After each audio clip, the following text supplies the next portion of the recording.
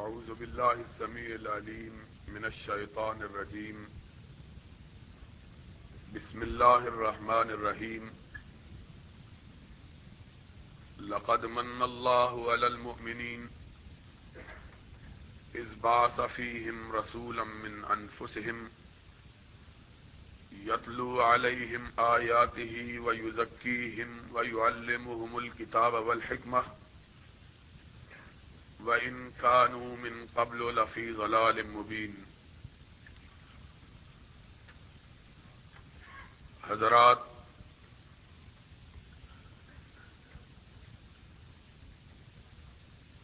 میرا ارادہ یہ تھا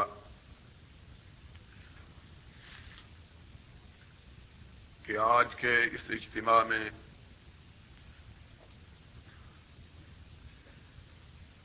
بڑی تفصیل اور شرح و بسط کے ساتھ سرور کائنات حضرت محمد الرسول اللہ صلی اللہ علیہ وعلی آلہ واصحابہ وبارک وسلم کی سیرت کے عنوان پر اور پھر آپ کی حیات طیبہ کے حوالے سے موجودہ حالات کے بارے میں اور آپ کی ذات مبارک کو آڑ بنا کر جو لوگ آپ کے پیروان اور فداکاران کے خلاف اپنی زبانوں کو تلواریں بنائے ہوئے اور اپنے قلموں کو زہر میں ڈوبے ہوئے تیر بنائے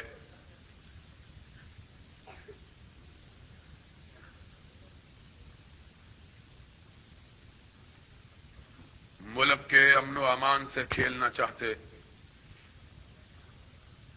اور حق پرستوں کو دبانا چاہتے ہیں،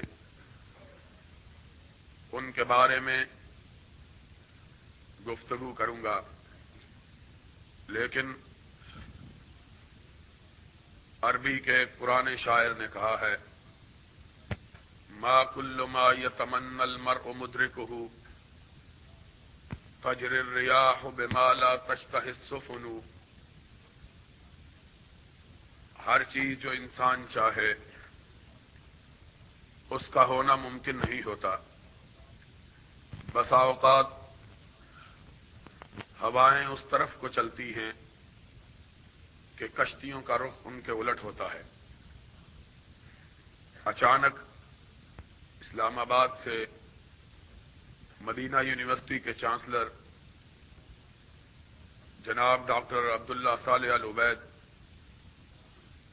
جو عالم اسلام کی ایک نمایاں اور ممتاز شخصیت کے ساتھ ساتھ ہمارے بزرگ اور قابل فخر دوست بھی ہیں، ان کا ٹیلی فون آیا کہ میں یہاں آیا ہوں اور تم سے کچھ باتیں کرنی ہیں، تم لازمی طور پر فوراً پہنچو۔ پرسوں میں روانہ ہوا، کل واپس آنے لگا اسی جلسے کے لیے۔ میں نے کہا کہ رات کو جلدی پہنچ جاؤں، تو عراق کے وزیر اوقاف جو ہمارے دوست ہیں اور جن کے ساتھ ہمارا جماعتی تعلق بھی استوار ہوا ہے، پھر وہ اسلام آباد آ پہنچے، انہوں نے روک لیا، چنانچہ 3:30 بجے کے قریب رات کو میں گھر پہنچا ہوں۔ بخار بھی ہے، جسم بھی ٹوٹا ہوا ہے اور صبح سو بھی نہیں سکا، سردی لگ رہی تھی، اب بھی سردی محسوس کر رہا ہوں، لیکن اسی اجلاس کی خاطر میں نے اتنا طویل سفر اختیار کیا، وگرنہ آج شاید وہیں رک جاتا۔ تو باتیں شاید اس تفصیل اور شرح و بسط کے ساتھ تو نہ ہو سکے، لیکن پھر بھی کچھ نہ کچھ کوشش کروں گا کہ اگر تمام پہلوؤں کا نہیں تو چند پہلوؤں کا احاطہ ضرور ہو جائے انشاءاللہ۔ باقی پھر اور مواقع بہت جلد ہی میسر آئیں گے۔ جو بات تشنہ رہ گئی انشاءاللہ ان مواقع پر انہیں پورا کر دیا جائے گا۔ حقیقی بات یہ ہے، اور جسے آج کے اجلاس میں میں پیش کرنا چاہتا ہوں، اور اس بات کو کچھ لاہور کے ایک اخبار روزنامہ جنگ نے بھی تھوڑا سا اجاگر کیا ہے، اور وہ بات یہ ہے کہ اس ملک کے اندر کچھ لوگ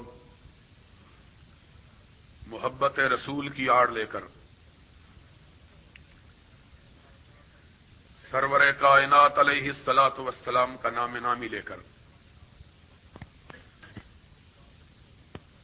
اس ذات مقدسہ کا نام لے کر جو سراپا محبت اور مجسم رحمت تھے، جن کے بارے میں رب نے اپنے کلام مجید میں کہا ہے وما ارسلناک الا رحمتا للعالمین،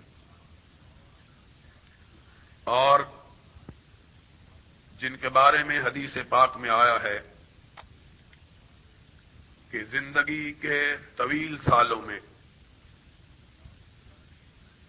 40 برس ما قبل از نبوت اور 23 برس امامت کے، اختیار کے، اقتدار کے، جنہوں نے اپنی زبان اقدس سے کبھی کسی کو گالی نہیں دی،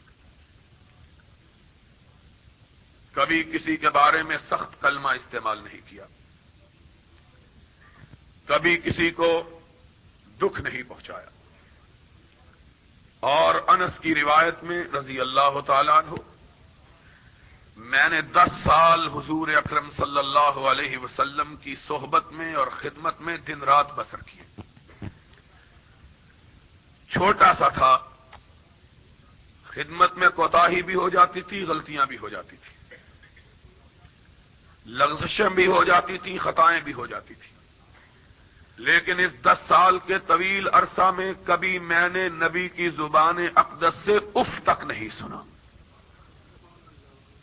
جب بھی رسالت مآب صلی اللہ علیہ وسلم نے مجھے خطاب کیا، پیارا بیٹا کہہ کے خطاب کیا، اور اگر مجھ سے کوئی غلطی ہو گئی تو اس کا پتہ مجھے حضور کے تبسم سے چلا۔ حضور مسکراتے اور میں سمجھ جاتا کہ مجھ سے غلطی ہو گئی ہے۔ اتنا صاحب اخلاق عالیہ اور پیکر محبت و مودت نبی، اتنا کہ یہ تو انس تھے، اپنے تھے، ان کی والدہ نے منت مانی تھی کہ اللہ مجھے بیٹا عطا کرے گا تو میں اس کی جوانی سے اپنے مستقبل کے سنوارنے کی امیدیں نہیں باندھوں گی۔ اگر رب نے مجھ کو بیٹا عطا کیا تو میری یہ منت نہیں ہے کہ میں اسے پالوں گی، پوسوں گی، پرورش کروں گی، اسے دوں گی، پروان چڑھاؤں گی تاکہ وہ بڑا ہو کے میری خدمت کرے، میرے لیے روٹی کمائے، میرے بڑھاپے کا سرمایہ بنے، بلکہ اللہ اگر تو نے مجھے بیٹا دیا اور میں نے اسے پرورش دی، وہ خدمت کے قابل ہوا، تو اللہ اپنے لیے نہیں مانگتی، میں اسے تیرے نبی کی خدمت کے لیے وقف کر دوں گی۔ تو یہ تو انس وہ انس تھے جن کو مانگا ہی نبی کی خدمت کے لیے گیا تھا، لیکن میرے آقا کے خلق عظیم کا عالم تو یہ تھا کہ اپنے تو اپنے، بیگانے اور مخالف بھی آپ کو گالی دیتے تو آپ کی پیشانی پہ سلوٹ تک نہ پڑتی، حتیٰ کہ ایک دفعے سرور گرامی علیہ الصلاۃ والسلام کے رفیق سفر یار غار آپ کے وزیر اول جناب صدیق اکبر رضی اللہ تعالی عنہ کو ایک غیر مسلم نے گالی دی، مسلمان بھی نہیں تھا۔ صدیق اکبر خاموش رہے، اس نے پھر گالی دی، آپ پھر خاموش رہے، اس نے پھر گالی دی، آپ کا پیمانہ صبر لبریز ہو گیا۔ آپ نے غصے میں آ کر اس کے جواب میں وہی کلمات اس کی طرف لوٹائے جو اس نے آپ کے بارے میں کہے تھے۔ ذرا اس نبی کی عظمت اور اس مجسم محبت اور پیکر رحمت کی شفقت اور اس کی بلند اخلاقی تو دیکھو کہ صدیق کہتے ہیں ابھی میری زبان سے اس کے جواب میں لفظ نہ نکلے تھے کہ میں نے دیکھا کہ کسی نے ریشم کی طرح کا ہاتھ میرے کندھے پہ رکھ دیا ہے، پلٹ کے دیکھا تو میرے سامنے سرور کائنات کا چہرہ مبارک ہے۔ آپ نے فرمایا صدیق چپ رہو، کچھ نہ کہو، جب تک تم چپ رہے تھے فرشتے تیری طرف سے جواب دے رہے تھے، اور جب تم نے گالی دی جواب میں فرشتوں نے کہا اب یہ جانے اور اس کا کام جانے۔ میں گالی دینے والا بنا کے نہیں بھیجا گیا، اور یہی نہیں کہا بلکہ ساتھ ہی یہ بھی ارشاد کر دیا، فرمایا میرا ماننے والا بھی گالی گلوچ کرنے والا نہیں ہوتا۔ کوئی مومن نہ لعان ہوتا ہے، نہ سباب ہوتا ہے، نہ شتام ہوتا ہے۔ وہ مومن ہی نہیں جو لوگوں کی عزت و آبرو سے کھیلے۔ ایسا نبی جس کے تحفظات کا عالم یہ ہے کہ جب وہ اس کائنات سے رخصت ہو رہا ہے حد نظر تک پھیلے ہوئے اس کے رفقا، اس کے تلامذہ، اس کے فداکار، اس کے جانثار اس کے سامنے ادب سے بیٹھے ہوئے ہیں۔ وہ جانثار کہ اگر اس کی پلک کا اشارہ ہو تو اپنے دلوں کو اپنے سینے چاک کر کے اس کے پیروں کے اندر رکھ دیں۔ ایسے فداکار کہ اگر وہ حکم دے تو پہاڑوں کی چوٹیوں سے چھلانگ لگا دیں، سمندروں کے سینوں کے اندر گھس جائیں، اپنا سب کچھ اس کے اشارے پہ لٹاتے ہوئے یہ سمجھے کہ ہم نے کچھ بھی نہیں کیا ہے۔ ایسے جانثار جن کی محبتوں کا اور عقیدتوں کا عالم یہ ہے، جن کے احترام کی کیفیت یہ ہے کہ انہوں نے ساری زندگی نگاہ بھر کے بھی اپنے محبوب کے چہرے کو نہیں دیکھا ہے، آنکھ اٹھاتے ہوئے حیا آتی ہے کہیں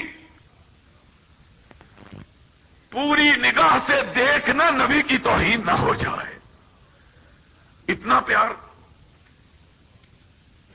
اتنی عقیدت، اتنا احترام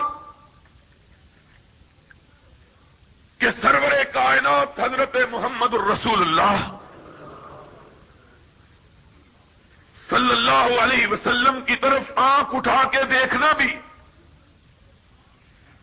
وہ ان کی عظمت، ان کی شان اور ان کے احترام کے منافی سمجھیں. وہ عقیدت مند بیٹھے ہوئے ہیں.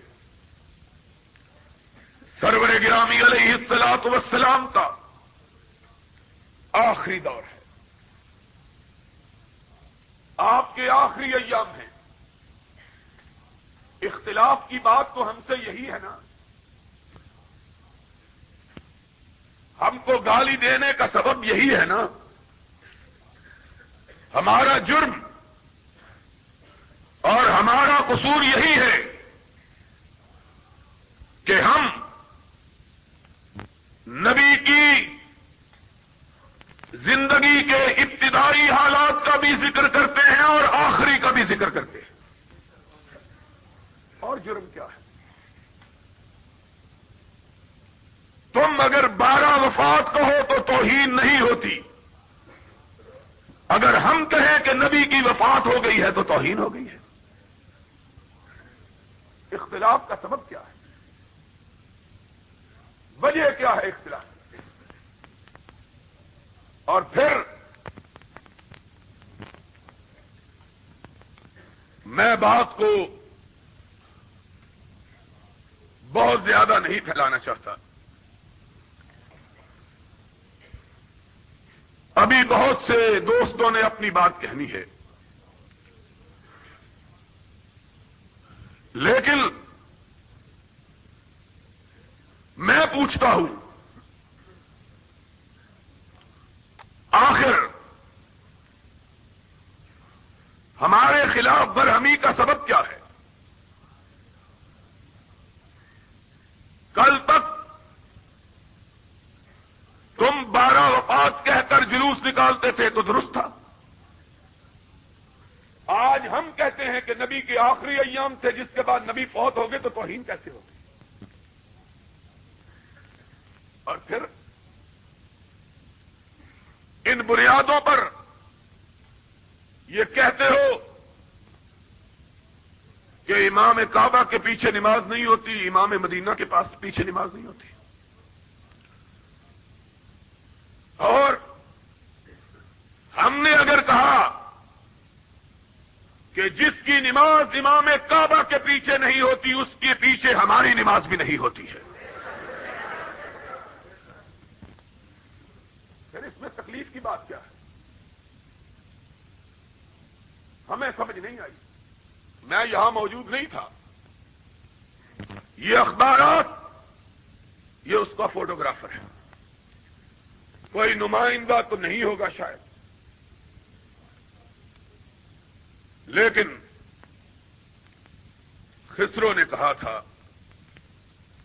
کہ کسے پڑی ہے کہ جا سناوے، پیارے پی کو ہماری بتیاں،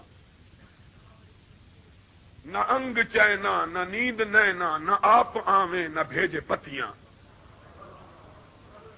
تم آؤ اور ہم تم کو بتلائیں. اس ملک میں فحاشی کو فروغ دینے والے اخبارات، دین کا مذاق اڑانے والے اخبارات، بدماشی کو پھیلانے والے اخبارات اور فحاشی کو فروغ دینے والے اخبارات، اپنی ماں بہنوں کے جسموں کو سجانے والے اخبارات، ہاکی کی ٹیموں کی تصویریں چھاپنے والے اخبارات، اور یہ ضیاء الحق سیرت النبی کے نام پر کانفرنسیں کروانے والا ضیاء الحق، بھٹو کے دور میں ہاکی ٹیم کا اعلان ہوا، مسلمانوں نے احتجاج کیا، بند ہو گئی. آج سیرت النبی کے ایام میں ربیع الاول کے مہینے میں مسلمان بیٹیوں پر مشتمل ہاکی ٹیم کو میچ کھلوائے جاتے اور بے حیا وزیروں سے ان کے مسافے کروائے جاتے اور ان کی تصویریں یہ بے حیا اخبارات اپنے اخبار کے صفحات پہ چھاپتے اور تب بھی اسلام اسلام کے زندہ باد کے نعرے لگتے اور بے وقوف ملا پھر اس حکومت کے قصیدے پڑھتے سخن گو صوفیو ملا سلامے کہ پیغام خدا گفتند مارا بڑے تعویل شاہ در حیرت انداز خدا و جبرائیل و مصطفیٰ ان کی زبانوں پہ تالے لگے ہوئے محمد کی سنت کے پرچم کو تھامنے والوں کے خلاف گز گز لمبی زبانیں اور محمد کی سیرت اور محمد کے لائے ہوئے قرآن کا مذاق اڑانے والے صدر اور اس کے دورے حکومت میں اس کے وزیروں کے اہتمام یہ منعقد ہونے والے میچ ان پر زبانوں کو تالے لگانے والے ملا سن لو کعبے کے رب کی قسم ہے تم اکثریت میں ہو تب ہو اقلیت میں ہو تب ہو سواد اعظم ہو تب ہو سواد عقل ہو تب ہو اہل حدیث کا بچہ کٹ جائے گا محمد کی سنت پہ آج نہیں آنے دے گا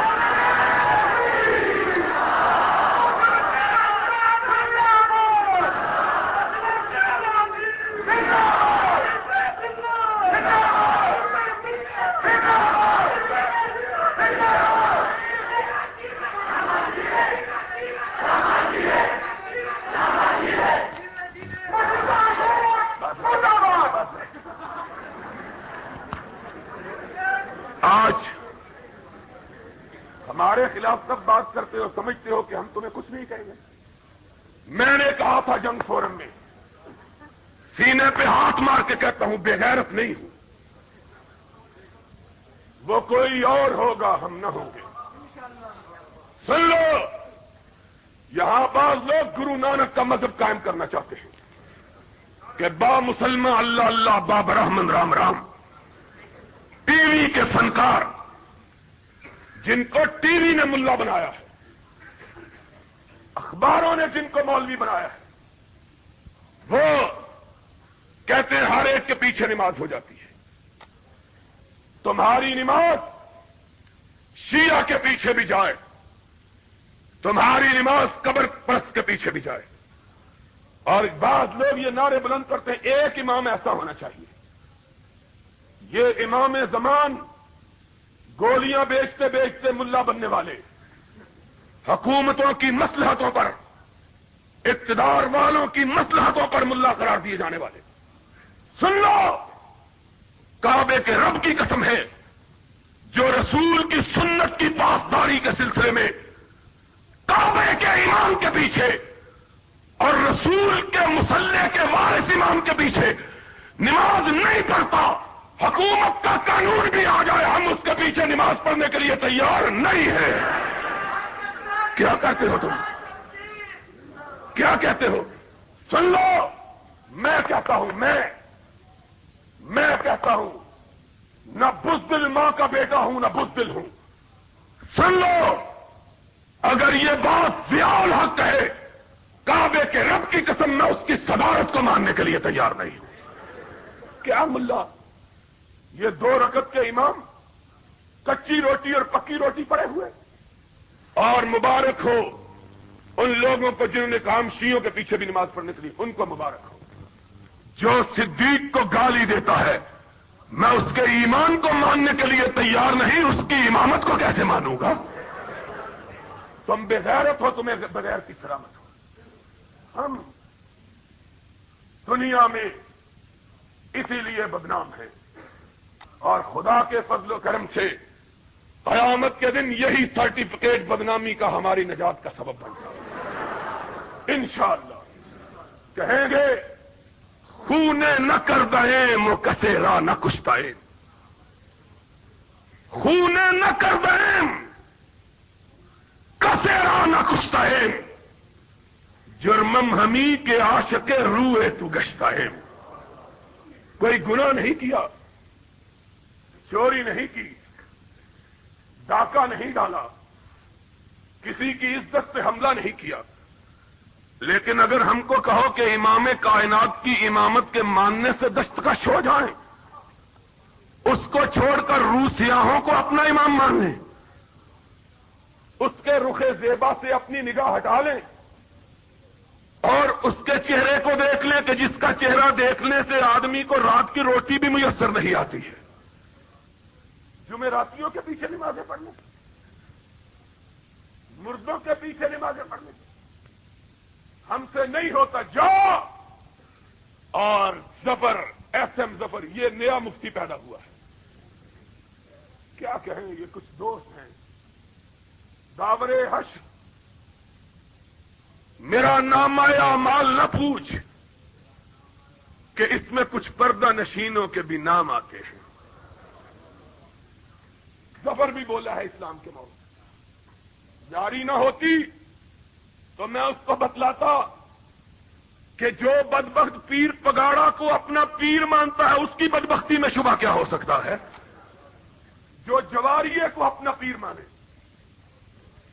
وہ ہم کو فتویٰ دے تمہاری نماز جواریے کے پیچھے بھی، شرابی کے پیچھے بھی تمہاری نمازیں ہو جاتی ہیں، کیونکہ پڑھی نہ پڑھی برابر ہے۔ ہم نماز پڑھتے ہیں اس کے لیے جس کے بارے میں خلیل نے کہا تھا، ان صلاتی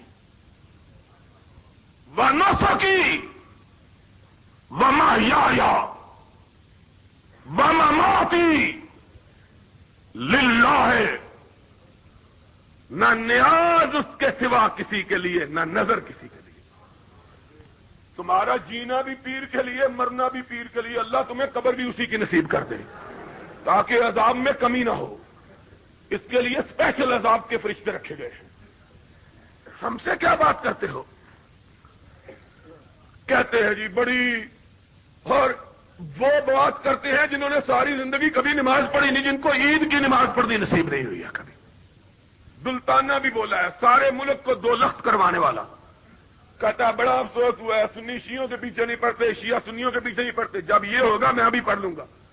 تو نہ ہی پڑھے تو اچھا ہے، کیونکہ آتی تو تجھ کو ہے نہیں، پڑھنا کیا ہے تو نے۔ ہمارے اللہ بخشے ایک بڑے پیارے دوست ہوا کرتے تھے، نام نہیں لیتا کچھ سمجھ جائیں گے، بہت ہمارے میرے ساتھ ان کا بڑا تعلق تھا، پچھلے دنوں ان کی یاد میں جلسہ بھی منعقد ہوا، ہر سال میں آتا تھا لیکن میں اس دفعہ نہیں تھا۔ ایک دفعہ کی بات ہے، ہم نوابزادہ نصر اللہ خان کے پاس بیٹھے ہوئے تھے، وہاں ایک بڑے آدمی کا ذکر آ گیا۔ ہمارے دوست بہت بے باک آدمی تھے، انہوں نے ناؤ دیکھا نتاؤ دیکھا، 4-6 سنا دی، کہ ایسی کی تیسی یہ بڑا بنا پھرتا ہے، کیا ہے؟ دوسرے دن کسی کام کے لیے انہیں ان کے پاس جانے کا اتفاق ہو گیا، عصر کی نماز کا وقت تھا، وہ نماز پڑھانے کے لیے کھڑے ہوئے، ہمارے دوست بھی پیچھے کھڑے ہو گئے۔ دوسرے دن شام کو نوابزادہ صاحب کے پاس ہی مجلس جمی، تو ایک آدمی نے کہا دیکھو جی نواب صاحب یہ کل یہ کہہ رہے تھے آج ان کے پیچھے نماز پڑھ کے ہیں، کیا لگا کیوں جھوٹ بول رہے ہیں، منو وضو کر دیا دیکھا صحیح، اس طرح کی نمازیں ہمارے، میں نے تو نماز بے وضو، تمہارا کیا ہے؟ تم تو بے وضو بھی پڑھتے رہو، تمہاری باوضو بھی نہیں ہونی، بے وضو بھی نہیں ہونی، جس کے پیچھے جی چاہے پڑھا لو، تمہارا کیا ہے؟ مسئلے کی بات کرو، مسئلے کی، اور بے شرمی کی بات ہے۔ میں نے وہاں کہا تھا، ساری دنیا کے لوگ جانتے ہیں کہ اہل حدیث ہر مسئلے میں بہت روادار واقع ہوئے ہیں، ہر مسئلے میں روادار، اتفاق کے حامی، اتحاد کے دائی۔ آج اس اسٹیج سے بھی کہتا ہوں کہ ہم سے بڑا اتفاق اور اتحاد کا دائی کوئی نہیں ہے، ہم اتحاد کے دائی ہیں۔ یہ بھی بتلاتا ہوں کس طرح، ہم سب سے بڑے اتحاد کے دائی ہیں۔ ہم کو گالی دے لو تب بھی اتحاد کرنے کے لیے تیار، ہم کو برا کہہ لو تب بھی اتحاد کرنے کے لیے تیار، ہم سے لڑ لو تب بھی اتحاد، لیکن ہمارے آقا کی سنت کی توہین کر دو، کعبے کے رب کی قسم جان دینا گوارا ہے، ہاتھ ملانا گوارا نہیں ہے۔ بات ہے، میں نے وہاں کہا تھا، بدیانتی سے نہیں چھاپا، میں نے کہا تھا جو لوگ کعبے کے امام کے پیچھے نماز نہیں پڑھتے ان کے پیچھے ہماری نماز، تم کہو ان کے پیچھے ہو جاتی ہے، ہم ابھی تمہاری نماز جنازہ پڑھنے کے لیے تیار ہیں، ہمارا کیا ہے؟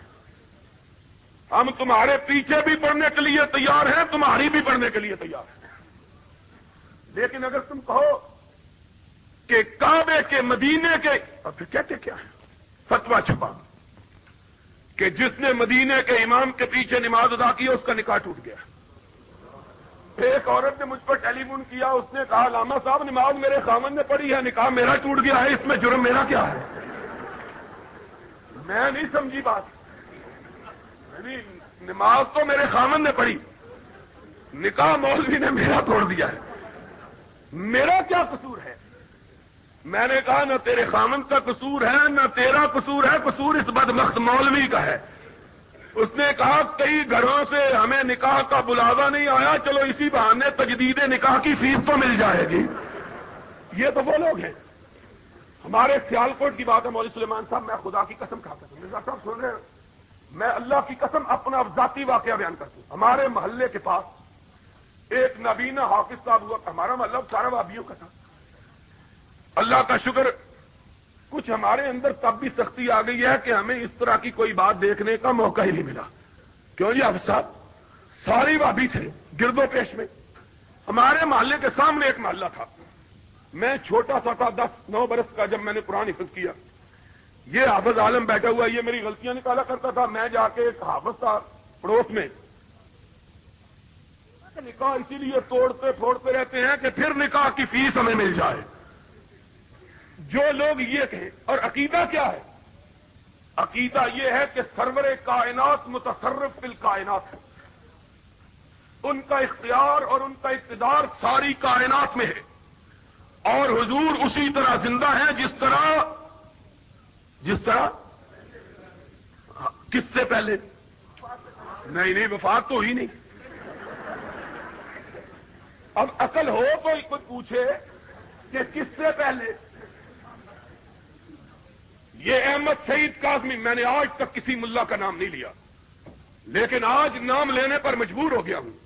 کیوں گردش مدام سے گھبرا نہ جائے دل، انسان ہوں پیالہ اور ساغر نہیں ہوں میں۔ اب کھا کھا کے گالیاں سینہ پک گیا ہے، جواب دیں گے انشاءاللہ۔ کس دن؟ جمعے کے دن آؤ گے؟ نہیں، میں عربی سے ایک بیٹھا تھا فی اربانہ انشاءاللہ، میں نہیں منتا، ہاتھ اٹھا کے کہو۔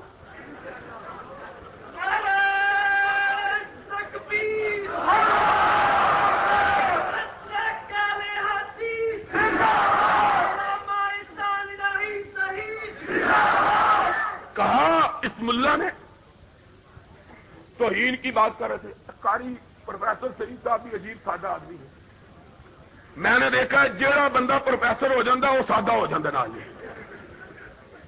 توہین کی ہے، توہین کیا توہین کی ہے؟ توہین یہ کرتے ہیں، آؤ میں تم کو بتلاتا ہوں توہین کون کرتا ہے، ذرا سامنے تو آؤ۔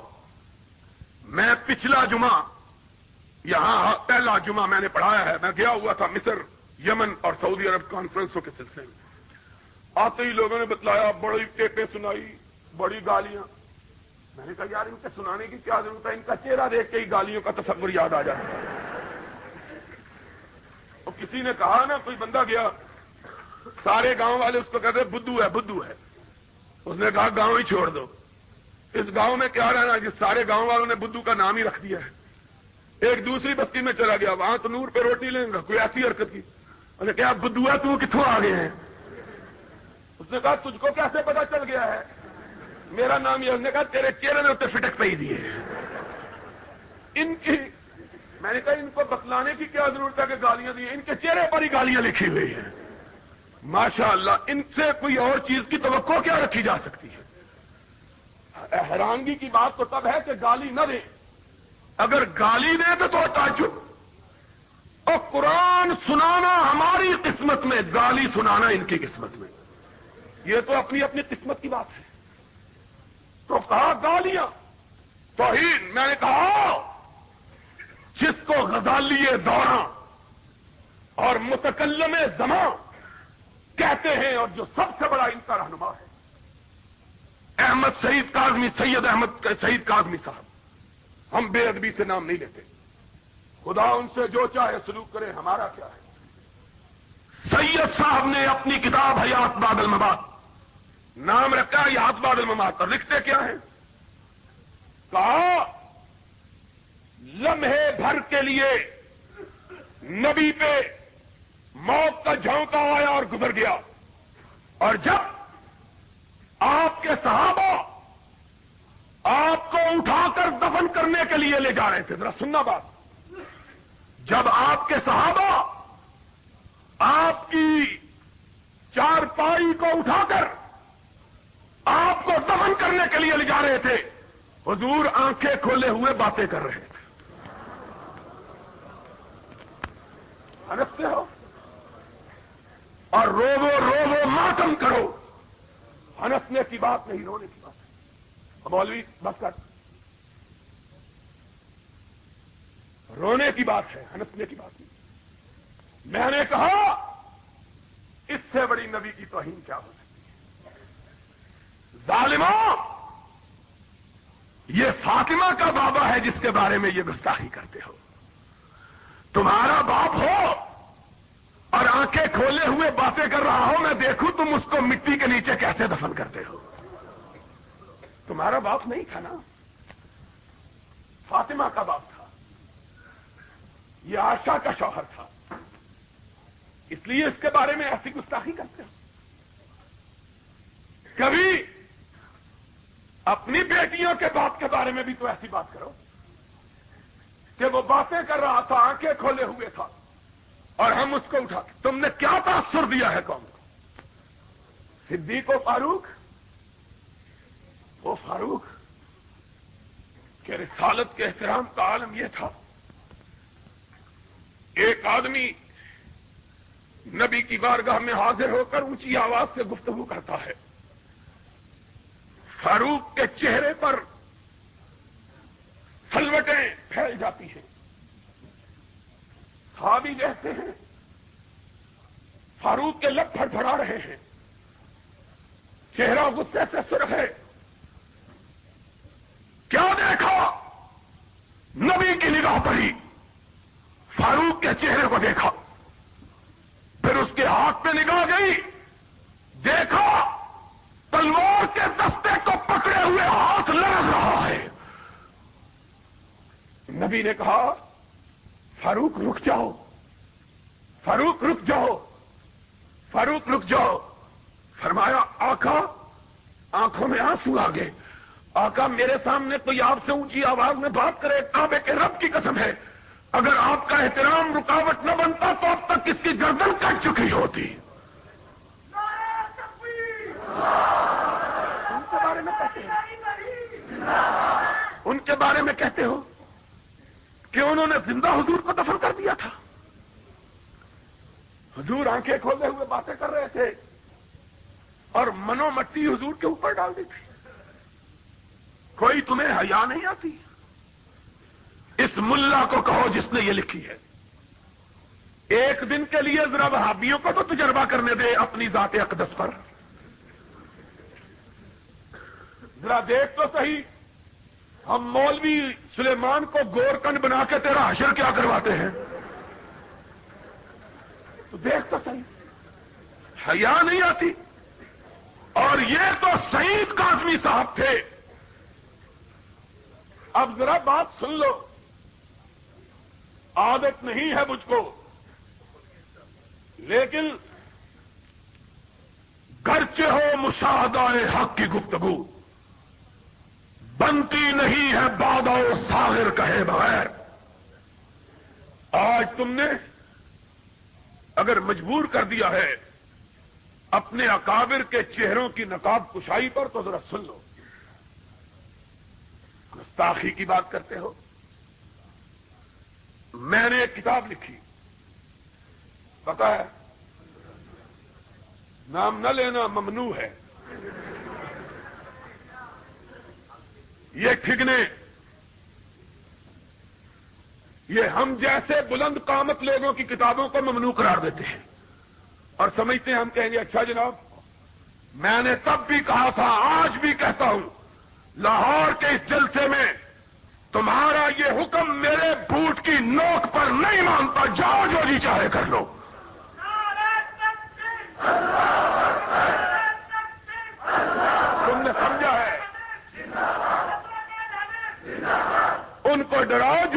حکموں سے ڈر جاتے ہیں. ہم تو کیا ڈراتے؟ نہیں مانتا میں اس حکم کو. اور آج تمہیں بتلانے لگا ہوں. سی آئی ڈی کے لوگ خصوصی طور پر میرے لیے آتے ہیں کہ آج اس کی تقریر ہے, خبر پہنچانی ہے, اور تمہیں آنے کی کیا ضرورت ہے؟ ہمارے کئی بھائی خود جا کے ٹیپیں پہنچا دیتے ہیں. سن لو, میں بزدل نہیں ہوں.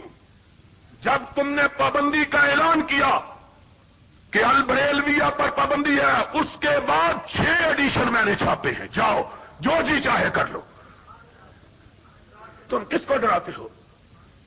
خدا سے ڈرنے والے غیر اللہ سے ڈرنا جانتے. اور جب ہم تو اس وقت نہیں ڈرتے تھے, ہمارے اکابر جب کوئی بھی ساتھ نہیں ہوتا تھا. اور آج تو یہ جوانوں کی فوج ظفر موج ساری ہمارے ساتھ ہے اللہ کے فضل سے.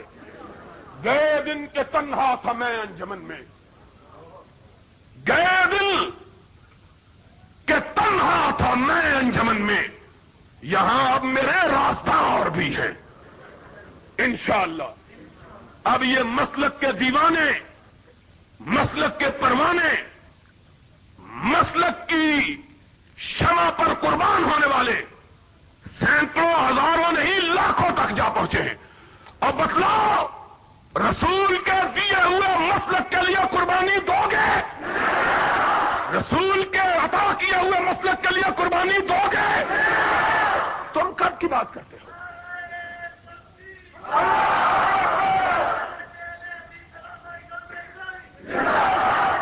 یہ وہ نوجوان ہیں جن کے بارے میں اقبال نے کہا تھا, اگر جواں ہو میری قوم کے جسور و غیور, کلندری میری کچھ کم سکندری سے نہیں. ضیاء الحق بھی حکمران ہے, لیکن ہم بھی حکمران ہیں. سن لو, ہم آتے ہیں, لوگ زندہ باد کے نعرے لگاتے ہیں, لوگ آنکھیں بچھاتے ہیں. یہ آتے ہیں تو راستے صاف کرواتے ہیں, کسی کی نظر اس کو نہ لگ جائے. یہ بھی حکمران ہے, راستے صاف کرواتے ہیں. میں نے پوچھا یہ مال روڈ آج کیوں بند ہے؟ کہنے لگے امیر المومنین کی سواری آ رہی ہے. میں نے کہا امیر المومنین کی سواری آ رہی ہے تو مومنوں کو کیوں روکتے ہو؟ کہنے لگے مومن بے وضو ہیں, کسی غیر محرم کی نظر ان پہ نہ پڑ جائے. یہ امیر المومنین ہے, یہ امیر المومنین کی سواری آ رہی ہے. کیوں طاؤس خان ٹھیک ہے کہ نہیں؟ بابا بڈھا ہو گیا, ویسے بڑا جوان ہے ماشاءاللہ. اور دیں گا بابیاں واسطے قربانی بابا, اور زندہ باد. کہتے ہیں کیا باتیں کرتے ہو؟ ان کے بڑے نے کہا کتاب لکھی, کہنے لگے پابندی لگاؤ. ہم نے تو کبھی کسی کتاب کے بارے میں نہیں کہا پابندی لگاؤ. ہم نے کہا اور لکھو تاکہ لوگوں کو تمہاری حقیقت کا پتہ چلے. لکھو گے تو پتہ چلے گا, روشنی ہوگی تو ظلمتیں بھاگے گی. 2 سال 3 سال, سن 83 میں کتاب چھپی, آج تک بڑے بڑے پرے باز, بڑے بڑے پان خور, بڑے بڑے سرمگی آنکھوں والے ہم کو مارنے کے لیے, مروانے کے لیے درخواستیں کرتے رہے غیر اللہ کو. ہم نے کہا سرمگی آنکھوں والوں اور شگفتہ ہونٹوں والوں, مارنے کے لیے لوگوں سے فریادیں کیوں کرتے ہو؟ اپنی آنکھ اٹھاؤ, ہم ویسے ہی مر جائیں گے. لوگوں سے کیا درخواستیں کرتے ہو؟ تم خود ہم سے بات کرو. کچھ ہم سے کہا ہوتا, کچھ ہم سے سنا ہوتا. لیکن مجھے ایک میرے دوست کہنے لگے اصل میں ان کو غیر اللہ سے مانگنے کی عادت پڑی ہوئی ہے نا, اس لیے مانگنے سے رہتے نہیں ہیں. 3 سال تک درخواستیں کرتے رہے. پابندی لگا دو, پابندی لگا دو. اور بیوقوف ہو, عقل دیکھو. میں نے کہا عقل کہنے لگے یار کسی بھی بڑے ظالم ہو, جی عقل ہوں تو یہ ہو کچھ ہوں, جی عقل ہوں تو پھر یہ ہو کچھ ہوں. میں نے کہا عقل کی بات کرو. کتاب عربی زبان میں چھپی ہے, پابندی پا کر پنجاب میں لگوا رہے ہو, ہے کوئی عقل کی بات؟ اور جس گورنر کو کہتے ہو اللہ کے فضل و کرم سے اس گورنر کو بسم اللہ پڑھنی نہیں آتی ہے.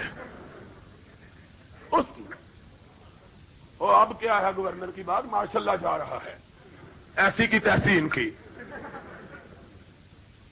میں یہ کہہ رہا تھا کہ غیر اللہ سے فریادیں، 3 سال تک فریادیں کرنے کے بعد ایک جواب لکھا ہے۔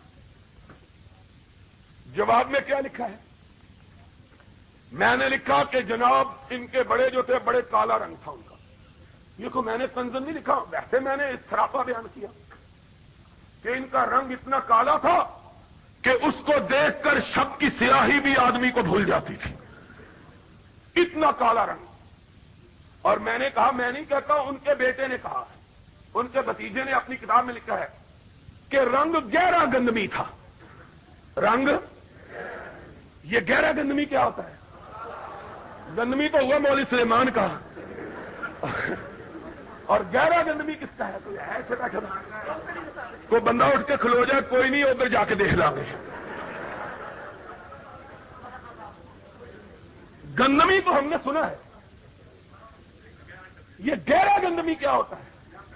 اور پھر یہاں نہیں کہا، یہ نہیں کہا، ان کے بھتیجے حسنین رضا نے خود لکھا، کہنے لگا لیکن زمانے کی گردشوں سے وہ گہرا گندمی رنگ، اس کی چمک بھی ختم ہو گئی۔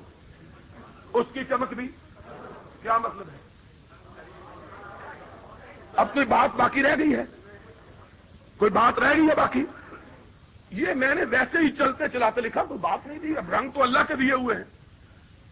اب جناب اس کا جواب لکھا ہے بڑے غصے سے، کہیں گے جھوٹ بولا ایک وہابی نے، حضور کا رنگ بالکل گہرا نہیں تھا رنگ، بلکہ گاڑھا تھا۔ کتابت کی غلطی سے گاڑھا،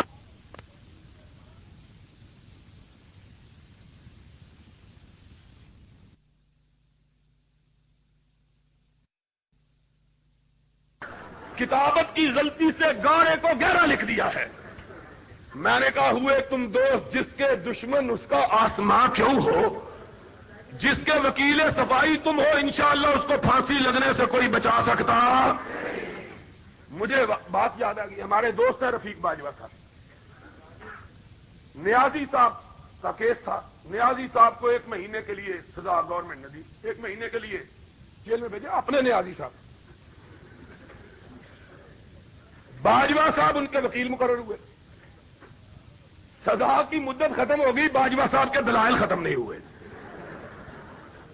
میں عدالت میں گیا، دوستی تو ہے نا سیاسی، میں نے کہا نیازی صاحب یہ پھانسی لگنا سی تو کنے پیسے دیتے جے وکیل نو؟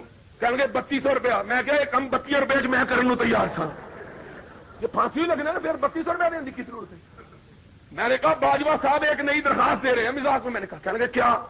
میں نے کہا انہوں نے آج درخواست دینی ہے چیف جسٹس کو کہ ان کی نظر بندی کی میعاد میں توسیع کر دی جائے تاکہ میرے دلائل ختم ہو جائیں۔ یعنی رہائی کے لیے کیس لڑ رہے ہیں اور اس کی نظر بندی کے دن ختم ہو گیا، دلائل ختم نہیں ہوئے ہیں۔ یہ حال ہے انسان۔ کہنے لگے گہرا نہیں، وہ تو کتابت کی غلطی، گاڑھا رنگ تھا۔ میں نے کہا اس نے تو بیچارے نے لحاظ کیا، ملا تو نے گاڑے پر لک پھیر دی ہے۔ یہ جواب ہے، یہ جواب دیا ہے۔ کاش اہل حدیثوں کا یہی تو قول ہے اپنے نبی کی ابتدا میں، قل ہاتوا برہانکم ان کنتم صادقین۔ اپنی زبانوں کو تلواریں اور اپنی کلموں کو بندوقیں مت بناؤ، دلیل سے بات کرو۔ تم کہتے ہو سعودی عرب نے قبریں گرا دی ہیں، ظلم کیا، جاؤ، میں اللہ کے فضل و کرم سے اہل حدیث کا ایک چوکیدار ہونے کی حیثیت سے اس اسٹیج پہ جہاں سینکڑوں کی تعداد میں ٹیپیں لگی ہوئی، ہزاروں کی تعداد میں لوگ بات سن رہے ہیں، ڈنکے کی چوٹ اپنے احباب دوستوں کی، علماء کی، رفقا کی موجودگی میں اعلان کرتا ہوں، دنیا کے ذخیرہ حدیث سے ایک حدیث نکال کے دکھا دو جس میں نبی کائنات نے قبروں کو پختہ بنانے کا حکم دیا ہو، صرف ایک حدیث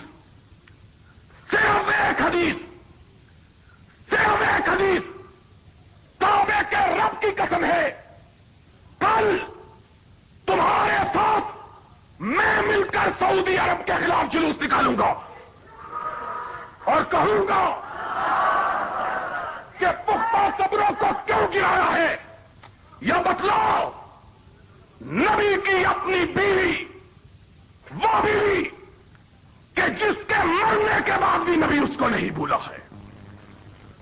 ام المومنین عائشہ نے کہا رضی اللہ تعالی عنہ، مجھے نبی کی زندہ بیوی پر کبھی رشک نہیں آیا کسی پہ، پیار تھا نا نبی سے، اور جس سے پیار ہوتا ہے آدمی اس کی نگاہ کو پلٹتے ہوئے دیکھنا بھی گوارا نہیں کرتا ہے، اس کی نگاہ ذرا پلٹتی ہے بے چین ہو جاتا ہے۔ صدیقہ کائنات کی کل کائنات نبی کا وجود اقدس تھا، اس نے خود کہا مجھے کبھی نبی کی کسی زندہ بیوی پہ رشک نہیں آیا، آیا تو خدیجۃ الکبریٰ پہ آیا، میں نے اس کو دیکھا بھی نہیں تھا۔ ماں پھر تجھ کو رشک کیوں آیا؟ کہا جب بھی خوشی کی بات ہوتی میرے آقا کہتے کاش آج خدیجہ موجود ہوتی، جب بھی کبھی غم آتا نبی کہتے کہ خدیجہ کیسی عورت تھی، جب لوگ مجھے زخم لگایا کرتے وہ اپنے دوپٹے کو پھاڑ کے مجھ پہ مرہم رکھا کرتی تھی، خدیجہ وہ خدیجہ۔ کہا قربانی کا دن آتا نبی کے رشتہ دار بنو ہاشم کے سردار موجود ہوتے، نبی یہ کائنات گوشت کٹ گیا تھا، اپنی ازواج مطہرات کو فرماتے میری بیویوں گوشت کی تقسیم کی ابتدا کرنی ہے تو میرے خدیجہ کی سہیلیوں سے کرنی ہے، سب سے پہلے قربانی کا گوشت اگر بھیجا جائے تو میری خدیجہ کی سہیلیوں کو بھیجا جائے۔ ایک دن اماں نے کہا آقا کیا بات ہے، خدیجہ کو کائنات سے رخصت ہوئے 10 برس ہو گئے، آپ کبھی کسی موقع پر اس کو نہیں بھولتے؟ آپ نے فرمایا عائشہ تم نہیں جانتی، جب ساری کائنات میری تکذیب کر رہی تھی اکیلی خدیجہ میری تصدیق کر رہی تھی، ساری کائنات محمد کو جھٹلا رہی تھی اور خدیجہ میری کمر ہمت کو بندھا رہی تھی، دنیا والے مجھ کو مٹانے پہ تلے ہوئے تھے اور خدیجہ مجھ کو دلاسا دیتی تھی کلا واللہ لا یخزیک اللہ ابدا انک لتحمل الکلا وتنصر المظلوم وتعین علی نوائب الحق۔ آقا غم نہ کرو، میں تو تیری خلوت کی جاننے والی ہوں، جلوت میں تو بڑے پاک باز ہوتے ہیں لیکن خلوت میں تجھ سے پاک باز تو کبھی دیکھا ہی نہیں ہے۔ کلا واللہ لا یخزیک اللہ ابدا، کعبے کے رب کی قسم ہے میرا رب تجھ کو مرنے نہیں دے گا، تجھ کو بڑے کام کے لیے پیدا کیا ہے، تو مظلوموں کی مدد کرنے والا، بے کسوں کی فریاد کو پہنچنے والا، بے بسوں کا ہاتھ بٹانے والا، یتیموں کی دستگیری کرنے والا اور بیواؤں کے معصوم بچوں کو اپنی گودی میں اٹھا کر کھلانے والا، تو کیسے ضائع ہوگا؟ اور جس دن جبریل کی ہیبت نے سرور کائنات کو دہشت زدہ کر دیا تو خدیجہ کی نور بصیرت کو دیکھو، اپنے آقا کا اپنے تاجدار کا ہاتھ تھاما اور اپنے چچا ورقہ کے پاس لے گئی، کہنے لگی چچا اپنے بتیجے کو ذرا تسلی تو دو، یہ کیا فرماتے ہیں؟ کہا بتیجے کیا بات ہے؟ کہا چچا غار ہرا میں ایک ایسا وجود اترا جس نے کائنات کے کناروں کو اپنے پروں کے نیچے چھپا لیا، میں ڈر گیا ہوں نہ جانے کیا ہوگا۔ ہائے، ورقہ نے اپنی نگاہ تبریک اٹھائی، خدیجہ کو مبارک دی، خدیجہ آج سے تیرا شوہر تیرا تاجدار نہیں رہا، بلکہ پوری کائنات کا تاجدار بن گیا ہے۔ هذا الناموس الذي انزل على موسى، محمد تجھ کو مبارک ہو کہ آج تجھ پہ وہ فرشتہ آیا ہے جو اللہ صرف اپنے محبوبوں پہ بھیجا کرتا ہے۔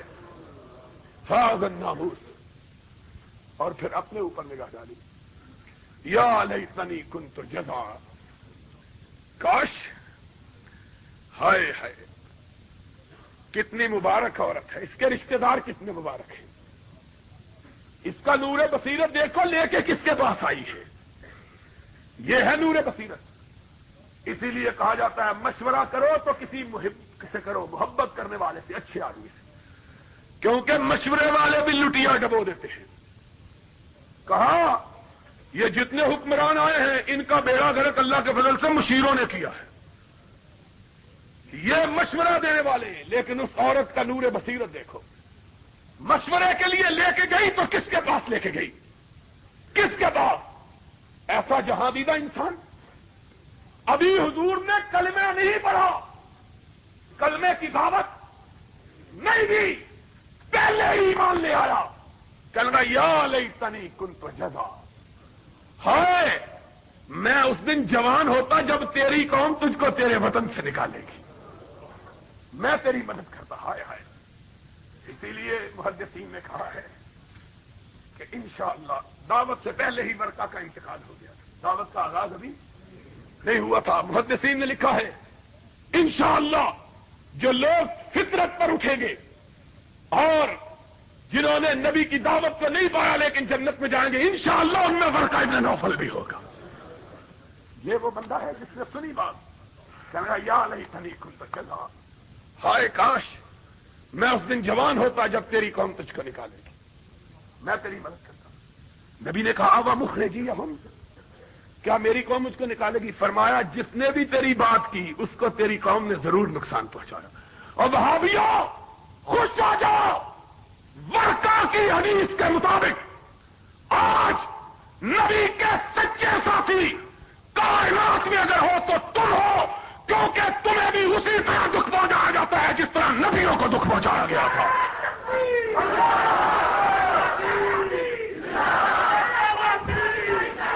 اور سبب وہی ہے جو نبیوں کو دکھ پہنچانے کا سبب تھا۔ نبی بھی کہتے تھے لا الہ، اور وہابی بھی یہی کہتے ہیں لا الہ الا اللہ، وہابی بھی یہی کہتے ہیں۔ آج ہم کو کہتے ہیں شریف نواز پھول چڑھا آیا ہے، اور منصورے سے آواز آتی اس کا نام ہی شریف ہے، اس کا نام ہی۔ ہم نے کہا پھر اس بیچاری نے کیا قصور کیا ہے جس کا نام بھی شریف ہے؟ بابرہ شریف بھی تو ہے، اس کا پھر کیا قصور ہے؟ یہ دلیل ہے، یہ قرآن و سنت ہے ان کا۔ کہتے ہیں بڑا اچھا آدمی ہے، کیوں؟ اس کے نام کا حصہ شریف ہے، اس کے نام کا بھی تو حصہ شریف ہے، اس کو بھی سرٹیفکیٹ دے دو جنت کا۔ سن لو، نواز شریف ہو یا کوئی اور شریف ہو، کوئی مردہ پرست قیامت کے دن محمد الرسول اللہ کی شفاعت کا حقدار نہیں بن سکتا۔ بنے گے تو انشاءاللہ ہم گناہگار بنیں گے۔ کیوں؟ قیامت کے دن آئیں گے، نامہ اعمال میں بڑے گناہ ہوں گے، بڑی غلطیاں، بڑی قصور، لیکن آنکھ اٹھا کے رب کی بارگاہ میں ادب کے ساتھ کہیں گے اللہ گناہ تو بڑے کیے، نہ تیرے ساتھ کسی کو شریک کیا، نہ تیرے مصطفیٰ کے ساتھ کسی کو شریک کیا، نہ تیرے ساتھ شرکت گوارا کی، نہ تیرے نبی کی امامت میں۔ اور کہتے کیا ہیں؟ میں یہ کہہ رہا تھا وہ خدیجۃ الکبریٰ رضی اللہ تعالی، بڑی دیر ہو گئی ہے یار تقریر میں، بس کریے پھر۔ اور قاری صاحب میرا پیچھے کرتا کھینچنا کسی نے، اور قاری صاحب نے سن کے جاؤ گے کوئی اعتبار نہیں، سن کے جاؤ گے قاری صاحب انہوں نے رات تک چھڑنا نہیں دے اور بک کے آج پھر مقابلہ ہو جائے بک کا بھی 1 بجے تک ہے. بہرحال میں یہ کہہ رہا تھا کہ ساری کائنات میں اما عائشہ کے فرمان کے مطابق اگر کسی کا پیار سے حضور نے بے پناہ نام دیا تو خدیجۃ الکبریٰ. اور بتلاؤ خدیجۃ الکبریٰ حضور کی زندگی میں فوت ہوئی کہ نہیں؟ حضور نے اس کی قبر پختہ بنائی تھی کب تک؟ نہیں، تم جھوٹ بولتے ہو. ان کو کہو ہم جھوٹ بولتے ہیں، تم کوئی حدیث دکھا دو. تم حدیث دکھا دو، انشاءاللہ بھابی چندہ کر کے تمہاری قبروں کو پختہ کر دیتے ہیں. انشاءاللہ انتظار کریں گے کب تم مرو، کب سیمنٹ کی بوریاں تمہارے اوپر رکھیں. اسی مرزا صاحب نو ٹھیکہ دے دیں گے تھوڑی قبریں بنانا. تم کرو بات، کوئی حدیث دکھاؤ. سید الشہداء قیامت تک آنے والے شہیدوں کا سردار کون ہے؟ حمزہ. تاریخ کے چہرے کو ضیاء بخشی ہے. ناقدو وقت کی رفتار بدلنے کے لیے میں نے مجبور زبانوں کو نوا بخشی ہے. کج کلاہوں کی رعونت کا اڑایا ہے مذاق، میں نے تاریخ کے چہرے کو ضیاء بخشی ہے. آج کہتے ہو پختہ مزار، قبے، جبے، لائٹیں، اور جس کے اندر روشنی نہیں باہر ٹیوبیں لگا لو تب بھی روشنی ہو سکتی، اور جس کے اندر روشنی ہے اس کو واپڈا کی بجلی کی ضرورت ہے. اندر تاریخ ہے. انہوں نے اونجی لوڈ شیڈنگ ہوئی ہے. سنو، نبی کی زندگی میں حمزہ فوت ہوئے کہ نہیں، شہید ہوئے کہ نہیں؟ اتنا پیار تھا نبی کو، اتنا پیار کہ کم لوگوں کو معلوم ہے کہ نبی سے حمزہ کی تہری رشتہ داری تھی. عام لوگوں کو یہی پتا ہے کہ چچا تھے، یہ تو ٹھیک ہے، تہری رشتہ داری تھی. تہری کسی کو پتا ہے؟ نبی کے بھائی بھی تھے، دودھ شریک بھائی، نبی کے دودھ شریک، اور نبی کے ہم عمر بچپن کا یارانہ بھی تھا، بچپن کی دوستی بھی تھی. اتنے رشتے، اتنا پیار. اور جب شہادت ہوئی تو جسم کا انگ انگ کاٹا گیا، ہاتھ کاٹے گئے، پاؤں کاٹے گئے، سینہ اس طرح کہ جسم کا کوئی حصہ سلامت نہ رہا. حضور کو پتا چلا بچپنے کا یار، جوانی کا ساتھی، دودھ شریک بھائی، سگا چچا، اور وہ چچا جس نے اسلام لانے سے پہلے بھی حضور کا دفاع کیا تھا، جس نے اسلام لانے سے پہلے بھی حضور کے لیے لڑا کرتا تھا. میرا یار ہے، میرا بچپنے کا ساتھی ہے، میں اس کے متعلق بات نہیں کرتا. حضور کو پتا چلا، مزمل و مدثر بھاگے ہوئے آئے. وہ چادر جس کا ذکر آسمان والے نے اپنے قرآن میں کیا ہے، اپنے کندھے مبارک سے اٹھائی، حمزہ کی کٹی اور پھٹی ہوئی لاش کو دیکھا، اپنی چادر مبارک حمزہ کی ناش مبارک پہ ڈال دی. حمزہ کی بہن صفیہ بھاگی ہوئی، سرور کائنات نے دیکھا، پھوپھی آ رہی ہے، آنکھوں میں آنسو آ گئے. کہا میں اپنی پھوپھی کو کون سے حمزہ کا چہرہ دکھاؤں، کوئی اس سلامت نہیں ہے. حضور کھڑے ہو گئے، پھوپھی پلٹ جاؤ. عرض کرنے لگی، بھتیجے تم صرف بھتیجے ہی تو نہیں، میرے آقا بھی ہو، اگر حکم ہے تو پلٹ جاتی ہوں، لیکن اگر اجازت دے دو تو اپنے بھیا کی لاش کو دیکھ لوں. آپ نے فرمایا پھوپھی لاش دیکھنے کے قابل نہیں رہی ہے. ظالموں نے اس طرح ظلم کیا کہ کوئی عضو بھی تو سلامت نہیں رہا. دیکھو گی تو کیا دیکھو گی؟ ہائے نبی کے گھرانے کی عورتوں، تم پہ خدا کی لاکھوں رحمتیں ہوں. تم نے امت کو کیا درس دیا؟ صفیہ، تجھ پہ رب کی لاکھوں رحمتیں. کہنے لگی آقا میں نے پہلے کہا ہے تم صرف بتیجے نہیں بلکہ آقا و مولا بھی ہو، حکم ہے تو پلٹ جاتی ہو، لیکن اگر سمجھتے ہو کہ میں اپنے بھیا کی کٹی پھٹی لاش کو دیکھ کے چیخو پکار کروں گی، ماتم و بہن کروں گی، تو ایسا تو نہیں ہوگا۔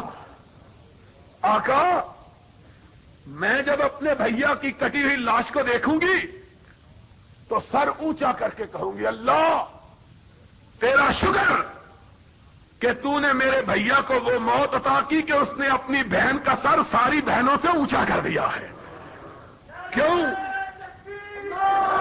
ساری بہنیں اپنے بھائیوں کے سر اٹھا کے اپنے رب کی بارگاہ میں آئیں گے، اللہ میرا بھیا تیری بارگاہ میں اپنا سر کٹا کے آیا ہے، اور میں آؤں گی سر فخر سے بلند کر کے اور کہوں گی اللہ ساری بہنوں کے بھائی تو صرف سر کٹا کے آئے اور سپیہ کا بھائی اپنے جسم کا ایک ایک حصہ کٹا کے آیا ہے، ایک ایک حصے کی قربانی۔ آقا نے چادر پلٹی، سفیہ نے دیکھا، کہا انا للہ و انا الیہ راجعون، بھیا غم نہ کرو، اگر تمہاری لڑائی خدا کے لیے تھی تو خدا تمہارے اجر کو ضائع نہیں کرے۔ بہن کی نگاہ آسمان کی طرف اٹھی، عرش والے کو جلال آ گیا، جبریل کو بھیجا، جاؤ میرے محبوب کے ذریعے ساری کائنات والوں کو سنا دو سید الشہداء حمزہ قیامت تک جتنے بھی شہید ہوں گے ان سب کا سردار اللہ نے حمزہ کو بنا دیا ہے۔ وہ حمزہ جس کو قیامت تک آنے والے شہیدوں کا سردار قرار دیا گیا، اس کی نعش مبارک کو نبی نے اٹھایا، اس کے اوپر پختہ قبر بنائی تھی۔ تم بتلا دو، ماننے کے لیے تیار ہے۔ نبی کے 4 بیٹے نبی کی زندگی میں موت ہوئے، آخری بیٹا ابراہیم کہ ناز کی ان کے لب کی کیا کہیے، ایک پنکھڑی گلاب کی سی تھی وہ ابراہیم کہ جب فوت ہو گئے ان کی بہن نے ان کو اپنے ہاتھوں میں اٹھایا، اتنے نازک تھے کہ حدیث پاک میں آیا ہے نبی جو کبھی جذباتی نہیں ہوئے تھے اس وقت جذباتی ہو گئے، فرمایا رفقاً بالقواریر، میری بیٹی میرے پھول کو آرام سے اٹھانا، کہیں تیرے ہاتھوں کی لمس سے مسئلہ نہ جائے۔ اتنا نازک ابراہیم، اس ابراہیم کی لاش کو حضور نے اپنے ہاتھوں پہ رکھا، بڑھاپے کا آخری بیٹا، لبوں پہ الفاظ ہے انا بفراقک یا ابراہیم لمحزونون رضینا بقضاء اللہ ما نقول الا ما یرضی اللہ۔ ابراہیم تیری جدائی کا غم تو بہت ہے، لیکن تیرے باپ کی زبان سے صرف وہی لفظ نکلے گا جو رب کو پسند ہو، اور کوئی نہیں۔ آنکھوں سے آنسو موتیوں کی طرح گر رہے ہیں۔ سرور کائنات کو روتے ہوئے صحابہ نے دیکھا، کوہرام مچ گیا۔ ایک صحابی ڈرتے ڈرتے آگے بڑھا، اس نے کہا یا رسول اللہ اس مسکراتے ہوئے چہرے پہ آنسوؤں کی لڑیاں، آپ بھی رو رہے ہیں؟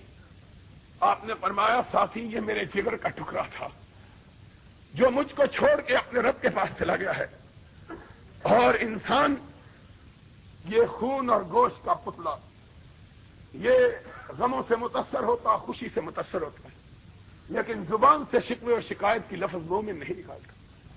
یہ حضور کی حالت، اٹھایا بیٹے کو قبرستان میں دفن کیا، جاؤ بخاری شریف، مسلم شریف، ترمذی، ابو داؤد، نسائی، ابن ماجہ، مسند احمد، موطا امام مالک، حدیث کی ساری کتابیں اٹھاؤ، صحابہ سے کوئی ایک روایت بتلاؤ کہ کسی نے کہا ہو جہاں حضور نے اپنے بیٹے کو دفن کیا کسی کو اس کی قبر معلوم بھی تھی کہ نہیں تھی۔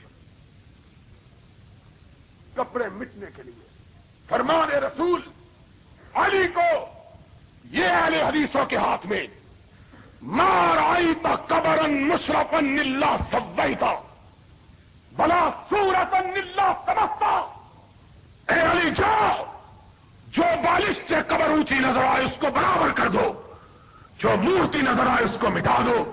اہل حدیث رسول کا پیغام لے کر قبروں کو مٹانے کے لیے نکلے، تم قبروں کے بنانے کے لیے کوئی جھوٹی حدیث ہی دکھا دو، کوئی دکھاؤ تو صحیح۔ لڑتے ہیں اور ہاتھ میں تلوار بھی نہیں، لڑتے ہیں اور ہاتھ میں۔